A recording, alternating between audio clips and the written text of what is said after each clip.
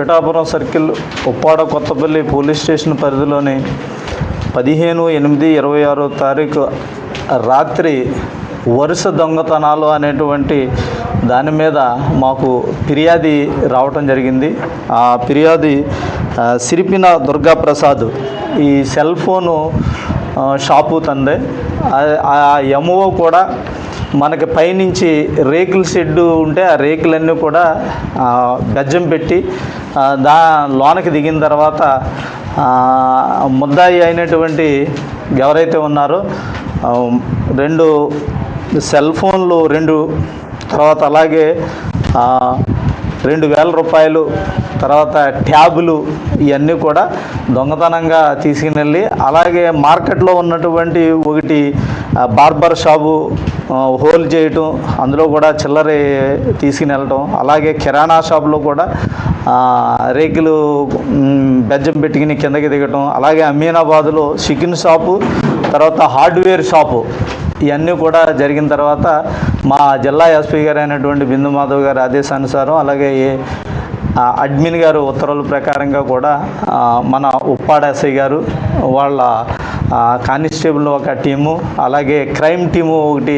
Form చేసి ఈ టీంలన్నీ కూడా త్వరితగతిలో సాంకేతిక టెక్నాలజీని ఉపయోగించి, అంటే మనకు ఉన్నటువంటి సీసీ ఫుటేజ్, తర్వాత సెల్ ఫోన్ సంబంధించినటువంటి సిడిఆర్స్ ఇవన్నీ కూడా చూసిన తర్వాత ఈ నేరస్తుడు ఎవరనేటువంటిది చూసినట్లయితే ఇక్కడ గతంలో కూడా ఎవరైతే పాత నేరస్తులు లిస్టులోని మాకు తటస్థపడడం జరిగింది.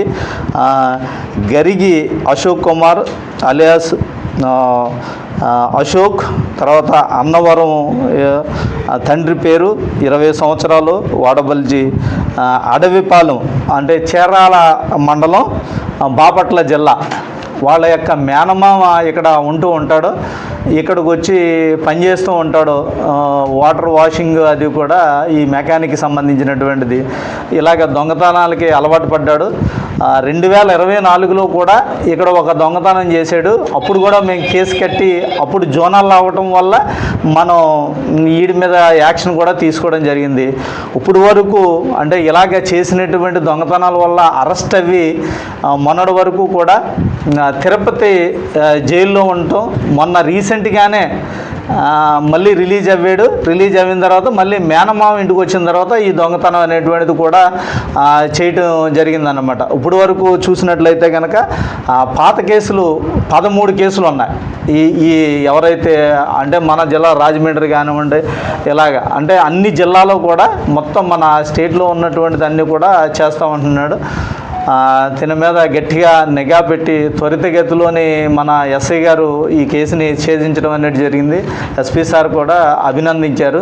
తర్వాత తినకే ఏదైతే దొంగతనానికి సంబంధించినటువంటి షీట్ ఓపెన్ చేయటం, స్టేట్ లెవెల్లో ఎక్కడ తిరిగినా సరే ఈ సీసీ ఫుటేజ్ ద్వారా ఈ ఫోటో అనేటువంటిది దొంగతనానికి ఈ తిరుగుతున్నాడు అనేటువంటిది కూడా నిఘా అనేటువంటిది కూడా పెడతామనేటువంటిది చెప్పడం జరిగిందన్నమాట.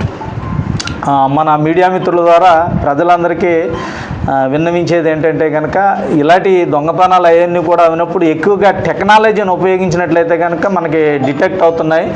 మన ఉప్పాడ ఏరియాలో అంటే మన మండలంలో కూడా సీసీ కెమెరాలు ఉన్నాయి. ఇంకా కొంచెం ఇంక్రీజ్ చేసినట్లయితే కనుక ప్రజలకి అందరికీ కూడా అవేర్నెస్ కల్పిస్తున్నాం. అలాగే మన మీడియా మిత్రుల ద్వారా కూడా ఎక్కడైనా సరే ప్రధాన కూడళ్ళు కానీ, తర్వాత ఎవరి షాపుల్లో వాళ్ళ దగ్గర కానీ ఆ సీసీ కెమెరాలు పెట్టుకున్నట్లయితే కనుక ఇవన్నీ కూడా డిటెక్ట్ అవుతాం అనేటువంటిది కూడా తెలియజేస్తున్నాం. ఎస్పీ సార్ కూడా ఈ బీట్ని కూడా ఇంకా ఇంక్రీజ్ చేసి night 24/7 beat, day beat, night beat తిరిగేటట్టుగా, తర్వాత పెట్రోలింగ్ తిరిగేటట్టుగా కూడా ఇంకా ఇంప్రూవ్ చేసుకోమని కూడా సార్ చెప్పడం జరిగింది. అది కూడా చేస్తాం అనేటువంటిది కూడా ప్రజలందరికీ కూడా తెలియజేస్తున్నాం అండి మన మీడియా మిత్రుల ద్వారా. రికవరీ యాక్చువల్గా ఇందులో పోయింది 2000 అని ఇచ్చారండి. 7000 మేము రికవరీ చేసాం. అంటే ఇంకా కనవా షాపుల్లో కూడా తీసుకుని వెళ్ళి ఉండేటువంటిది అంతా కూడా. అలాగే 2 సెల్ ఫోన్లు రికవరీ చేయడం జరిగింది. ఆ 2 కూడా కొంచెం పాతవి. తర్వాత 2 ట్యాబులు, 2 సెల్ ఫోన్లు అనేటువంటిది గుర్తు తెలియనటువంటి ప్లేసుల్లోకి తీసుకెళ్ళి అమ్మేయటం అనేటువంటి చూసింది. మా దర్యాప్తులో కూడా తేలిందండి. ఇంకా తెలియవలసి ఉన్నది కొన్ని.